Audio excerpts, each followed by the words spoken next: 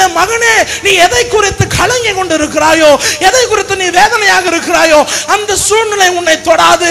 காரணம், நான் உன் வாழ்க்கையில் ராஜரிகம் செய்து கொண்டிருக்கிறேன். உன்னை நான் படைத்தது பெரிய காரியங்களை செய்வதற்காக. தோல்வி மனப்பான்மையை விட்டுவிடு. 38 ஆண்டுகளாக கடந்த வாழ்க்கையில் தோல்வி பெற்றும் அவன் நம்பிக்கை இழக்காவிட்டால் நீ எப்படி நம்பிக்கை இழக்கலாம்? ஆண்டவர் உன்னை பார்த்து சொல்வது, கடந்ததை மறந்துவிட்டு, துயரமான சம்பவங்களை மறந்துவிட்டு, கடந்த வாழ்க்கை தோல்வியை மறந்துவிட்டு நீ முன்னாலே செல்ல வேண்டும்.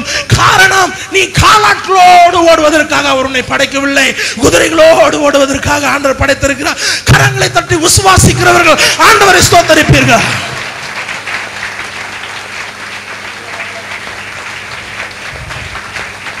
எப்பேற்பட்ட ஆண்டவர் ஐயா!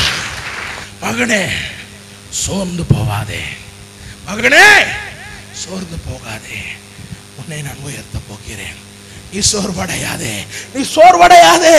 என்னை நோக்கி பார்த்தவர்கள் ஒரு பொழுதும் வெட்கப்பட்டு போனதில்லை. உன் சூழ்நிலை மோசமாக இருக்கலாம், ஆனால் நான் உன்னுடைய சூழ்நிலை இடைப்படும் பொழுது ஏற்ற வேளையில அற்புதங்களை செய்கின்ற தேவன் நான். ஏற்ற வேளையில் அற்புதங்களை செய்கின்ற தேவன் நான். எந்த நாவு உன்னை பற்றி தவறாக பேசியதோ, எந்த மனுஷன் உன்னை அழிக்க வேண்டும் என்று யோசித்தானோ, யார் உன் குடும்பம் அழிய வேண்டும் என்று யோசித்தானோ, அவர்களுக்கு முன்பாக நான் உன்னை உயர்த்துவேன். காரணம், நான் ஜீவன் உள்ள தேவன். நான் உன்னுடைய வாழ்க்கையில் வைத்திருக்கிற திட்டத்தை நான் செயல்படுத்துவேன் இயேசுவின் நாமத்தில். ஹல்லேலூயா, ஹல்லேலூயா. கண்களை மூடி அப்படியே ஆண்டவரை ஸ்தோத்திரிக்க போறோம். நீ வேதனையோடு வந்திருக்கலாம், இங்கே ஒரு ஆறுதலான செய்தி ஆண்டவர் பேசுவாரா என்று நீ யோசித்திருக்கலாம். ஆண்டவர் என்று உனக்கு சவால் கொடுத்திருக்கிறார். ஆண்டவர் உன்னை சவால் கொடுத்திருக்கிறார். ஆண்டவர் உனக்கு சவால் கொடுத்திருக்கிறார். என் அருமை மகளே, என் அருமை மகனே, உன் சூழ்நிலையை பார்த்து கலங்கி விட்டாயோ? அப்பா, எத்தனை நாட்கள் சுவாமி, எத்தனை நாட்கள் இந்த வேதனை ஐயா. மனிதர்களை பார்த்தால் என்னால் அவர்களை காண முடியவில்லை. வெட்கக்கேடாக இருக்கிறது ஐயா. கண்ணீரோடு உம்முடைய பாதப்படியில் வருகிறேன். ஆண்டவரே, நீர் நீதி உள்ளவராக இருந்தால் நான் ஏன் இந்த சூழ்நிலையில இருக்கிறேன் என்று கேள்வியோடு வந்திருக்கிறாயோ?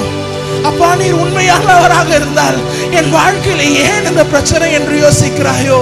நீர் உயிரோட தேவன் தானே, பிறகு ஏன் மற்றவர்கள் எல்லாம் ஆசீர்வதிக்கப்படுகிறார்கள், என் வாழ்க்கை ஏன் ஒரு நரகமாக இருக்கிறது என்று கலங்கி கொண்டிருக்கிறாயோ? மகளே, 38 ஆண்டுகளாக தோல்வி அடைந்து நம்பிக்கை இழக்காத ஒரு மனுஷன், நீ கர்த்தர் மீது நம்பிக்கை வைத்திருக்கிற பிள்ளை, அவர் உன்னை கைவிடுவாரோ? அவர் உன்னை கைவிடுவாரோ? அவர் உன்னை கைவிடுவாரோ?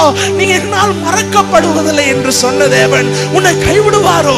உன்னை பார்த்து சொல்லுகிறது, மகளே, மகளே, காலாட்களோடு ஓடி நீ களைத்து போயிருக்கிறாய். உன்னுடைய உற்றார் உறவினரை பார்த்து களைத்து போயிருக்கிறாய். உன்னுடைய இனஜங்க பந்துக்களுடைய அவமானத்தை குறித்து கலங்கி போயிருக்கிறாய். உன்னை குறித்து மற்றவர்கள் ஏளனமாக பேசியதை குறித்து நீ கலங்கி போயிருக்கிறாய். ஆனால் ஆண்டவர் உன்னோடு என்று திட்டம் தெளிவுமாக பேசியிருக்கிறார்.